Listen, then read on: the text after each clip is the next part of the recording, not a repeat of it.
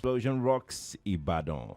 Stories on page 3 of the Vanguard. Yes, it was a frightening. I kept calling all my friends in Ibadan yesterday. Well, what I told them is that if it's just one explosion, there's not much to fear about if it's not anywhere near you. But if it's series of explosions, then you better make a move towards the express or wherever you feel is safe. So there was this bomb that went off yesterday. Nobody can say for sure for now what actually caused it, but there's every reason to suspect that some gentlemen or whoever they are who are involved in mining might have kept this bomb or explosive in a place where it was completely compromised. Governor Makinde has calmed residents, told them to calm down, and that their interests are being looked after, whatever that means. The story says it was not immediately clear what caused the explosion or where it originated. Windows were reportedly blown out at several locations, including at a pharmacy and a restaurant. The number of casualties could not be confirmed as at first time, but I heard yesterday was quite bloody. For somebody I got this report from somebody who was actually there.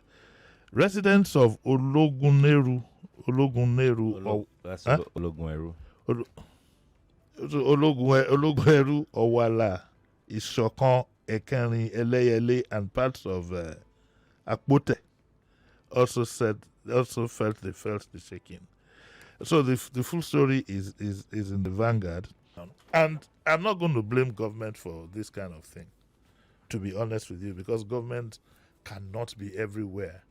I'm going to blame our people who haven't yet imbibed the habit of knowing that when something untoward is going on in your environment, you should report to the authorities. Then after I be told not in Germany, they are into man. Somebody must have seen or must have known, somebody within the premises must have known that there are explosives here.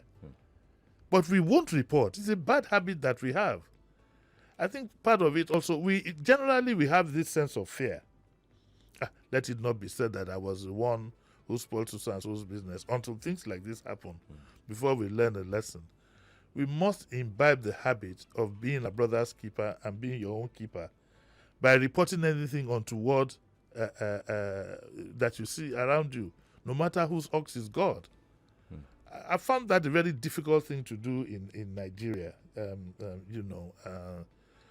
Somebody defaces an environment, you don't know that maybe that kind of defacement is going to affect the value of your property.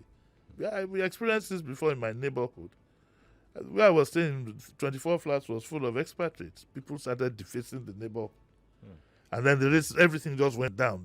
The value of the property just almost crashed. So we need to imbibe this. And that is one of the reasons why you find, Sheriff, where you find things like this hardly ever happening in the Western world, is everybody is looking out for his own interest in what is going on around him. If you change your window, believe you me, somebody is going to be reporting to the council that what you have done is affecting the ambience of the environment.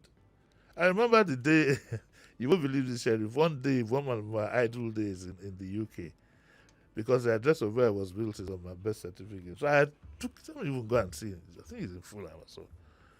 And I got the address. I looked at the door of that house and I could jolly well believe that was the door that was in that house even when I was born. You can't change anything. We need to imbibe that culture. Imbibe that. You can't change anything. You disturb the ambience of the whatever. Everything must be synced and fall in line. Once you do that, crime disappears by about 40%. That old pensioner looking out of the window could jolly well pick up her phone and call the station and say, I saw a man walking up and down. We need to imbibe that habit because the result is what it has. I'm not going to be calling on the authorities and blaming them for this and for that. Authorities are there as a guide. You must also take responsibility